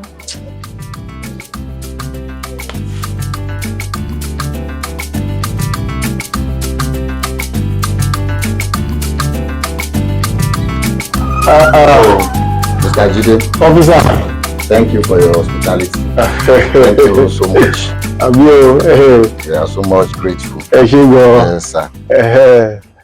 The dúpẹ́ gbogbo nǹkan tẹ́ ń ṣe fún wa ní station ọ̀dọ̀ wa. Provide the gadget for us. Yes, and all those welfare we much appreciate. Thank you so much. I need láti máa ṣèdúpẹ́. Ó kàn wà nínú ẹ̀jẹ̀ tèmi láti máa ṣèrànlọ́wọ́ fáwọn èèyàn ni. Even gan ibi tí mo ti wá lọ yẹn àtàwọn ọlọ́pàá bẹ̀ gbogbo àwọn security personnel ẹ̀bẹ̀ gbogbo wọn náà ni mò ń ṣe fún gbọ́dọ̀ wà níbi wọ́n tún pè mí. Ìyá ọ̀dẹ̀ ní pé pé mò ń ṣe ní bíbí kí n má tún náwó síbẹ̀ yẹn. And if you look around lè rí wà bàjẹ́ kankan lọ kò sí nǹkan tó lè sọ pé mo ṣe nǹkan tí ò dáa fún orí kò sí anybody tó lè sọ pé bóyá mo cheat o àbí mo defraud orí ṣé understand. Jẹ́jẹ́ mi ni mo máa ń lọ ṣé understand ṣé ti gbọ́ báyẹn and anytime ni mo sọ tẹ bá níbi any assistance the gate is wide open. Ẹ má hesitate láti béèrè ṣé understand for the development of our community náà la wà fún now. Ẹ má worry. Then about anything like that, you call us. No problem. No problem. All right, sir. Gẹ́gẹ́ bí àwọn ọ̀gá ṣe sọ náà, if there's any security threat around there, ẹ̀yin náà má hesitate láti kàn sí wa lọ́fíìsì. Because we cannot do it alone. Without you people, we cannot do it alone. So tá bá rí irú yín bí mẹ́ta mẹ́rin in this community, the community will more grow than this. Bẹ́ẹ̀ni. So ẹ jọ̀ọ́ ẹ dákun ẹ continue so that I will still lay a good example for others. All right. No problem. Ẹ ṣé gan. Ẹ jọ̀ọ́ just as I said, anytime tẹ́ bá need the assistance, ẹ má hesitate. Any threat táwa náà bá dẹ̀ rí ládùúgbò a máa fi kàn yín létí. Ẹ̀yin ọlọ́pàá ọwọ́ aráàlú lẹ́jẹ̀ náà ẹ ṣé gan. All right. Jábọ́.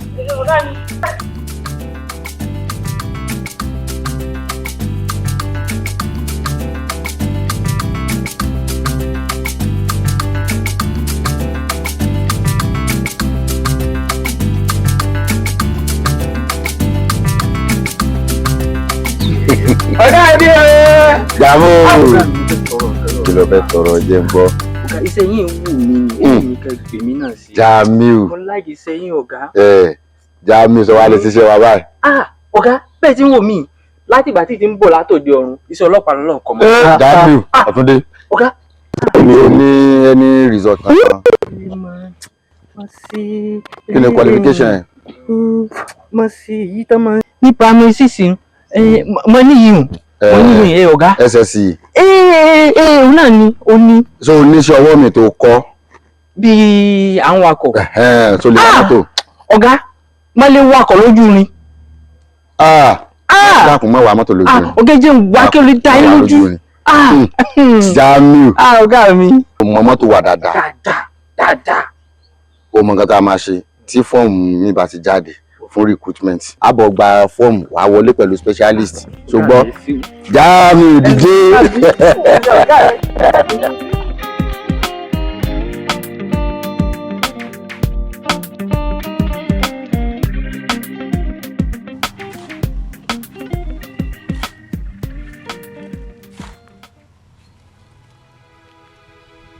Àgbẹ̀ tí roko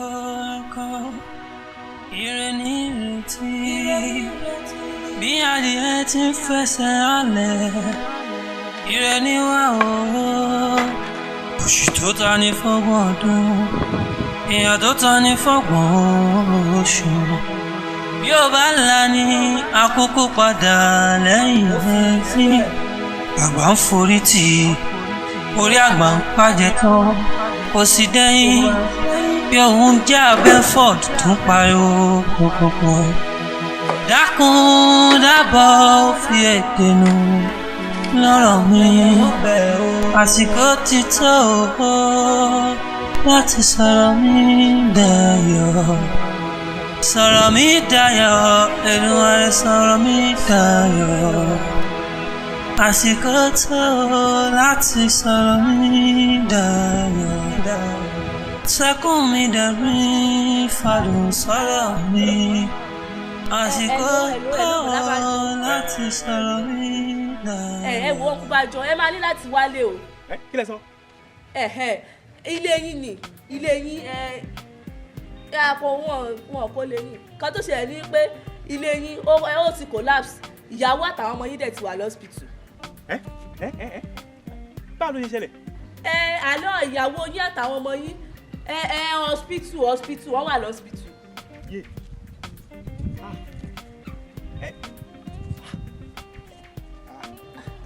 Hello ẹ ní sùúrù ẹ má pariwo hello wà lọ́sibítù. Ìyàwó mi ọmọ mi. Àgbẹ̀ tí roko ire ní ìrètí bí adìẹ ti ń fẹsẹ̀ halẹ̀ ire ní wá o oṣù tó ta ní fọ́gbọ̀n ọdún ìyà tó ta ní fọ́gbọ̀n oṣù bí ó bá là ní àkókò padà lẹ́yìn ẹtí àgbà ń forí tì orí àgbà ń pàjẹ́ tán kò sì dẹ́yìn bí òun jẹ́ Abẹ́ford tó ń pariwo kókókó. Dákun dábọ̀ fi èdè nù lọ́rọ̀ mi àsìkò ti tó láti sọ̀rọ̀ mi dayọ̀. Sọ̀rọ̀ mi dayọ̀ Èdùmàrè sọ̀rọ̀ mi dayọ̀. Àsìkò tó láti sọ̀rọ̀ mi dayọ̀. Sẹ́kùn mi dẹ̀rín fàdùn sọ̀rọ̀ mi. Àsìkò tó láti sọ̀rọ̀ mi dayọ̀.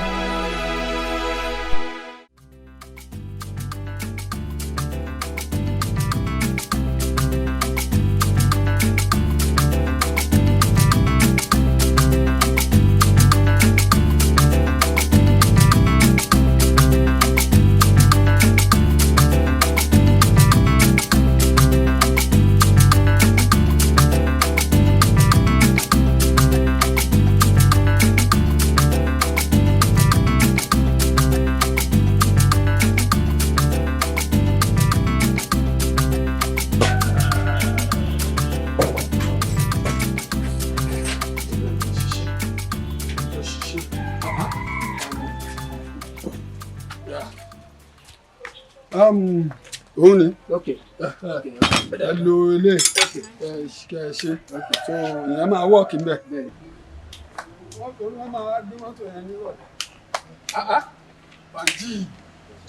Bàǹjọ. Báwo ni jọ ní. àdúpẹ́lẹ́wọ́ náà. bàbá o tẹ lọ́ọ̀kì gan-an ni. ọmọ rìn wọ́n parí mọ́tò mi gan-an mo kàn dúró dè wọ́n díẹ̀ torí mo jáde gan-an pé mo ti ké. báwo ni jọ ní. àdúpẹ́lẹ́wọ́ náà. àdúpẹ́lẹ́wọ́ náà. ṣó wà òkè. àdúpẹ́lẹ́wọ́ náà. Ọlọ́run ti ẹ̀ ṣe o. àdúpẹ́lẹ́wọ́ náà. mo rí i pé ara ẹ̀ ṣì tó balẹ̀ díẹ̀. iná gidi ni. Ọlọ́run máa fi lọ kú kújọ wa. Àmín. Ọlọ́run máa fi lọ kú kújọ. Ó dùn yàn gan-an. Kò sí nǹkan tí èèyàn fẹ́ ṣe. Tọ́lọ́run bá ti gbé ṣe ẹ̀dí báyẹn, èèyàn á gbà fọlọ́run. Àwọn ka èèyàn náà dẹ̀ ti ṣe tiwọn nìyẹn. Ọlọ́run náà ṣe tiẹ̀. Ọlọ́run ní jẹ́ kó dààmú ṣá. Sorry. Thank you. Mo kàn tún wò náà ni pé tí màá tún wá jókòó kalẹ̀ sí Ìbàdàn bẹ́ẹ̀ ni tí bá ní pé kí n jókòó màá kàn tún máa ronú ìrònú á tún máa gorí ìrònú ni mo ṣe wò pé the best náà ni pé kí n kúkú fẹ́ kan máa bọ̀ ní ibi báyìí pé kí n padà sí Ìlọrin. Tó bó ṣe decide lọ́wọ́ rẹ̀ yẹn ló dájú. Kò sí nǹkan tó fẹ́ máa ṣe ń bẹ̀, kò síyàwó ń bẹ̀ mọ́, kò sọ́mọ ń bẹ̀ mọ́. Jọ sọ fún mi, ta ló fẹ́ dúró tì? Bẹ́ẹ̀ tí ń bì ibẹ̀ yẹn gangan ìrònú á máa gorí ìrònú ni. Òun wọlé wàá máa wò pé ọmọ dà, wàá máa wò pé ìyàwó dà. Bẹ́ẹ̀ tí ń bì kò sí yẹn àwarawa lájọ wà. Tó bá fẹ́ rújú àgbéra wa lọ bí apá lọ, à lọ sáyé fúnra wa. Àdànkan sáyà Adétúndé tó bá tiẹ̀ fẹ́ máa rò lẹ́kọ̀ọ̀kan irú wa yà á máa gbé kúrò lọ́kàn ẹ̀. So kéèyàn mọ̀ pé o ṣẹ̀ṣẹ̀ fẹ́ bẹ̀rẹ̀ new life ní níbí báyìí. So Ọlọ́run á dẹ̀ wà pẹ̀lú ẹ̀. Èèyàn lọ́pṣàn tí Ọlọ́run bá ti gbé tiẹ̀ dé àfi ká gbà fọlọ́run. So ẹni tó dẹ̀ ṣèkà náà òun nu Ọlọ́run nìyẹn. But nǹkan kan tí mo kàn tún fẹ́ bí ọ́ ni pé báwo ni ọ̀rọ̀ iṣẹ́ ṣé ó wáṣẹ́ mi ni àbí. Mi ò rò pé bóyá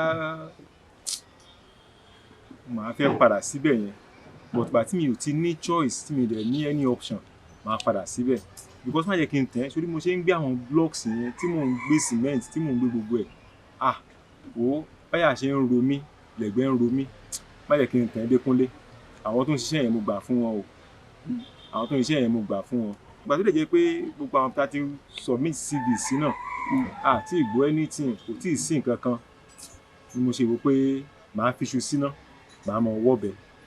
Sórí one of my customer kan wà ó máa ń kó mọ́tò wá sọ́dọ̀ mi ó lè kó mọ́tò mẹ́fà ó lè kó mẹ́rin wá ó lè kó márùn wá àwọn bíi àwọn fàyàwọ́ yẹn ni màá bá wọn tún ṣe àpanabẹ́tì wọn á ṣe gbogbo ẹ̀ á di tuntun bí báyìí á dẹ̀ wá kó nǹkan yẹn á tún máa kó lọ.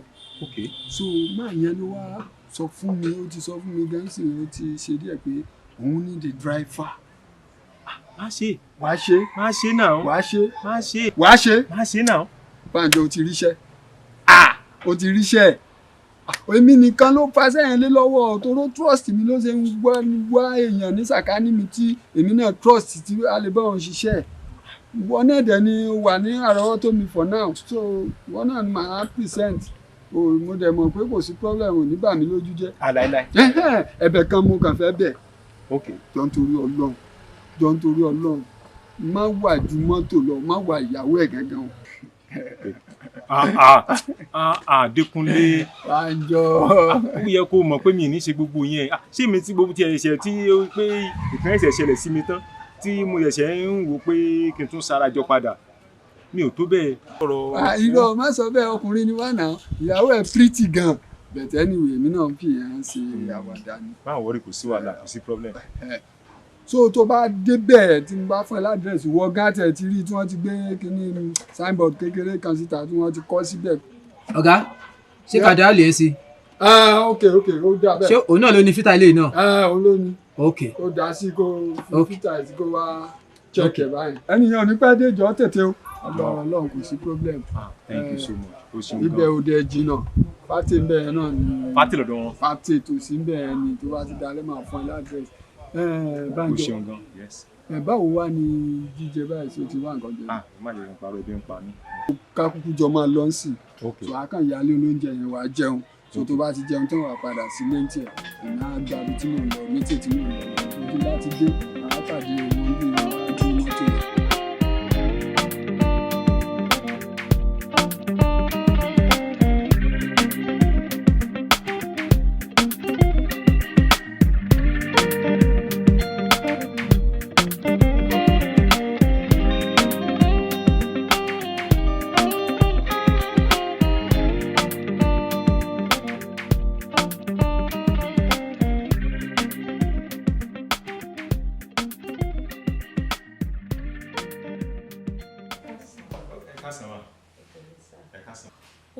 Ṣẹ́yìn náà lẹ̀ ń wáṣẹ́. Yes, ma'am. Mo mean driver. Exactly, ma'am. Ọkọ mi ò dẹ̀ wá sí around báyìí. Actually, èmi lè fẹ́ máa drive. Okay. But ṣé máa lè wá ní ọ̀túnla? Okay, ma'am. Around what time? 5 o'clock. Okay. Ẹ má jẹ́ kó ju time yẹn lọ. Okay. So, though èmi náà lè fẹ́ máa drive kó ń ṣọkọ mi, ẹ má jẹ́ kó ju 5 o'clock lọ. All right, ma'am. Lọ́túnla. All right, ma'am. All right, Mama, I expect you. All right, ma'am. What you did to me, yeah. You take my matter far away, you did be for me, yeah. Oh, you not send me no go reply what you said to me, yeah. I would rather go my way. Yes, love. Please, I need one hand. Láti fi kí ọjà mi tó ń bọ̀ ni. 1 million naira. Yes, ma'am. Lo need lo ẹ̀ tún wá ń fi ohun rẹ̀ lẹ̀ sọ báyẹn. Tó fi need 1 million naira. A jẹ́ wípé ọjà tó fẹ́ clear yẹn kò ń ṣe ọjà tó pọ̀ nìyẹn o. Mo dẹ̀ sọ fún ẹ pé anything tó bá need kó máa béèrè. Ó sọ̀rọ̀ 1 million naira. Ó dẹ̀ rí bẹ́ẹ̀ o. Ó ṣàmọ̀ pé mi náà sá ní savings. Kò ń ṣe gbogbo owó ọwọ́ mi mo fi book ọjà náà. Màá manage ó máa wà okay. Mo ti sọ fún ẹ tó bá need owó má hesitate láti máa béèrè. You are now talking about 1 million bí kò ń sọ̀rọ̀ 10 million. I don't well, anytime tó bá ti need it, just let me know so that màá lè wáyà owó yẹn sákàǹtì ẹ. Thank you. Mo dẹ̀ like aṣọ yìí o. Online àbí? Yes. Ṣo need ẹ ni? Ó make sense. Ó dà fún náà. Etí náà ni mo ṣe ń ṣiṣẹ́ náà. I trust you. Ìwọ owó nínú èsè. Hello, sir. Hello. Yes. Ẹkújọ́ mẹ́ta. Ẹ̀sùn ìgbà sọ wọ́n yá. A ti pẹ́ fọ́lọ̀. Èmi ni mo wá fún. Ẹ̀yin lè wá ṣe wakọ̀ wá ń jò ní. Bẹ́ẹ̀ni bẹ́ẹ̀. Ẹ káàbọ̀. Ẹsẹ̀ á yàtọ̀ lónìí. Ẹ̀sùn ìgbà. Àmọ́ sẹ́yìn sì lè wakọ̀ báyìí. À ń gbìyànjú. Torí ìmúra yín ni o. À ń gbìyànjú. Ó dà, ẹ ní sọ̀rọ̀ ẹ jẹ́ n sọ fọ́gà. Okay. Pẹ̀ tí wà náà. Ẹ̀sùn ìgbà. What of my daughter Bulu? Ó wà níbi tó ti ń ṣe homework ẹ̀. All right. Àmì o. Yes. Olúwa mi. Jàmó. Ọkùnrin ijó ni tí mo ló wá sí awakọ̀ wá nígbà tẹ́ ẹ̀ sí nílé. Ó ti wà lẹ́nu géètì báyìí. Ṣé driver yẹn? Bẹ́ẹ̀ ni màá. All right, ní kó wọlé. Thank God ìyàwó mi wà on seat. Ní kó wọlé. Tọ́ Olúwa mi. Yes, excellent. Jẹ́ kẹ́ni yẹn tún dé. Ẹ jẹ́ kí n wo nǹkan tí mo gbé kaná. All right. Kó bá mi wọ ọmọ mi o. All right. Take my matter far away, you did be for me, yeah. Oh, you not send me no reply what you said to me. I would rather go my way. Ọ̀rẹ́ òṣì na betrayer you be. Come on, yeah, gbàgbé òṣì, whatever you be. See me, I no care if you talk shit, na chameleon you be. You just wanna go my way, make a day my day. Okay, ó ti dé. Ìyàwó mi àti ọmọ mi ni wàá máa bá mi wà o. Ṣó ní valid driver license ṣá? Ṣó lè wa automatic vehicle? Kó má jẹ́ pé àwọn mọ́tò trailer onígi yẹn lè máa wà. Mi ní jẹ́ kó lọ gbé wọn sẹ́nu trailer o. Tàtẹ̀ ń bá wí gan. Hello? Banjo. Jídé. Jábọ́. Ẹ ló ṣíwẹ́kù fẹ́. Báwo ló ṣe bọ́ bí? Banjo. Jídé. Banjo. Jídé. Jọ̀ọ́. Gbébọn yẹn wálẹ̀. Jọ̀ọ́. Ìwọ. Banjo. My dear. What is going on? Kí ni kan tó ń ṣẹlẹ̀? Ẹ jọ̀ọ́ torí Ọlọ́run. Kí ló ń ṣẹlẹ̀? Jídé. Explain to me, ó dé bá mi sọ̀rọ̀. Kí ni kan tó ń Sórí ṣẹlẹ̀? ọ̀rẹ́ mi ò ní marry tí mo bá achieve àwọn nǹkan tó yẹ kí n achieve tán as a man. That is why I'm single. Sí òrọ́wọ́ mi ni èmi obìnrin. Ìwọ ní ìyàwó àti ọmọ. ṣẹ̀ṣẹ̀ ní kéèyàn níyàwó àtọmọ ni. I don't understand what is going on. Àṣé èèyàn nìkan. I don't understand. Kí ni ẹ ṣe? Banjo. Ìwọ. Jọ. Inú máa ti o. Ẹ jọ̀ọ́ mi understand. Kí ni nǹkan tó ń ṣẹlẹ̀? Kí ló ń ṣẹlẹ̀? Ṣé o gbọ́ ọ̀kan tí àwọn ẹ̀ sọ? Ó ní òun understand. Now explain to her. Bí gbogbo ọlá àti ọlà everything tó kó jọ báwo ló ṣe jẹ́? Gbogbo ẹ̀ ló explain fún mi. Mo explain fún. Yes.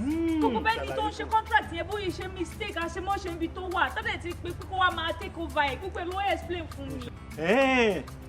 Okay. Now Jide, explain to her in details. What is going on? Talk to me. Talk to me. My dear. Explain. Okay. 80%. No, 90%. Wo gbogbo ẹ̀ ó ní mo smart ta fi acquire gbogbo nǹkan tó rí. Jíde oko bá mi oko bá mi ẹjọ́ nítorí Ọlọ́run kò tí ì pẹ́ jù ó máa dé everything padà fún yín ẹ wo ẹjọ́ gbogbo ẹ̀ pátá ló máa dá padà fún yín.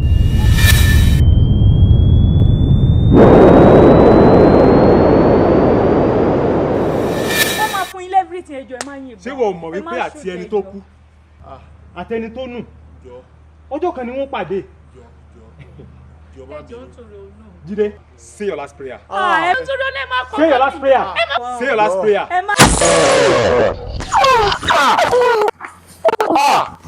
Ìyàwó mi. Ó ti pàyàwó mi. Banjo. Yes. Banjo. Ó ti pàyàwó mi. Kí ló dé náà? Ó pè ní ẹ̀ náà. Ìwọ ló gọ̀ náà. Bá àdìbà sọ pé kó máa ṣe nǹkan tí ò dá fábúrò ẹ̀ tó dẹ̀ ṣe kò yẹ kó rí bẹ́ẹ̀ náà. Ẹ jọ̀ọ́ náà. Hello ọ̀gá ọlọ́pàá. Hello ọ̀gá ọlọ́pàá. Ẹ dákun ẹ tètè máa bọ̀. Ẹ̀jẹ̀ ti pọ̀ nínú ilé wa. Ẹ̀jẹ̀ ti pọ̀ ẹ tètè máa bọ̀. Wọ́n ti pààyàn lọ. Ẹ tètè máa bọ̀. Ẹ ṣeun. Ilé òun gangan nọ́mbà 22. Ẹ ṣeun. Jọba jọ.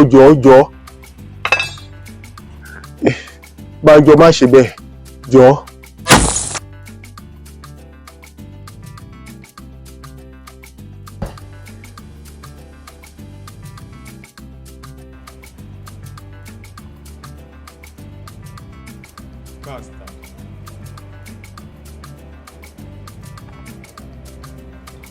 Àpalára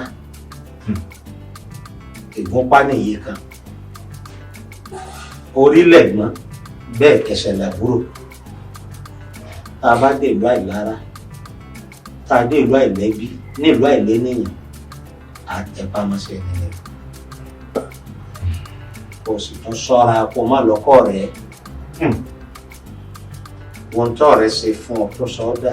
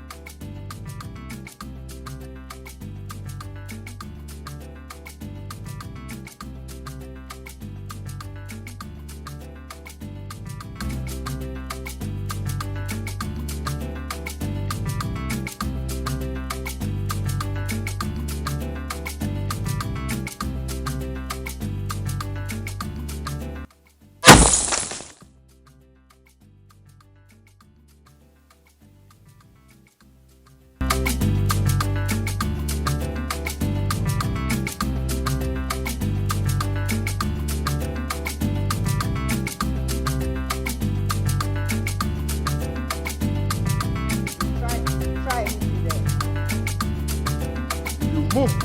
Go your head.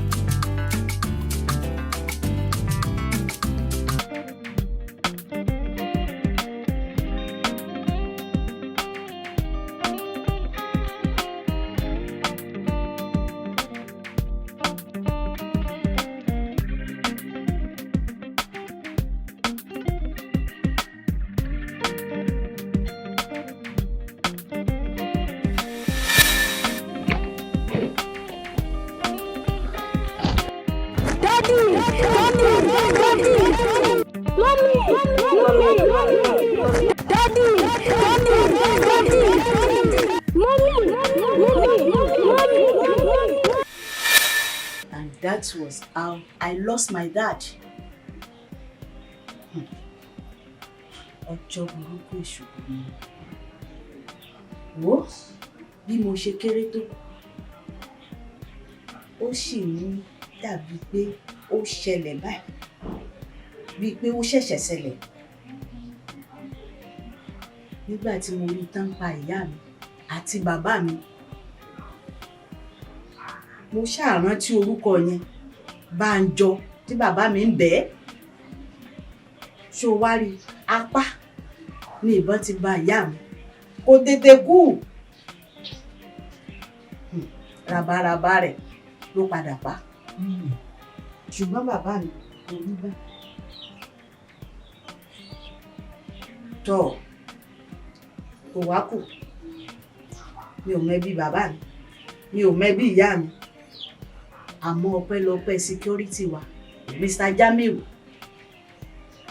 òun ló gbé mi, ló tọ́jú mi. Tí o rí ibi ojú kòkòrò bàbá mi, ká mú nǹkan ẹni ẹlẹ́ni mọ́tẹni, òun ló ja bàbá mi o, tí wọ́n fi rí kú òjijì. Mo wá ń sọ eléyìí fún ọ pé ibi tó ń lọ, ohun tọ́wọ́ rẹ̀ ò tó, má fi gọ̀ǹgọ̀ fáwọn. Gbogbo ohun tí mo wá ń sọ fún ọ lẹ́yìn, ọwọ́ òsì rẹ ni kò fi sí. Má fi sọ́wọ́ ọ̀tún kó má bàjẹ́. Rántí ọmọ ẹni tó ń ṣe. Má gbàjẹ́ lẹ́nu ẹnikẹ́ni o. Ọba máa rántí ohun tá a bá ṣe lónìí. Àwọn ìtàn ní gbọ́dọ̀ rẹ̀. Má bà tẹnìkan jẹ́ kó fi tún tara rẹ̀ sí. Kó rántí bàbá mi. Òun ló sọ mí dọmọ òrukàn.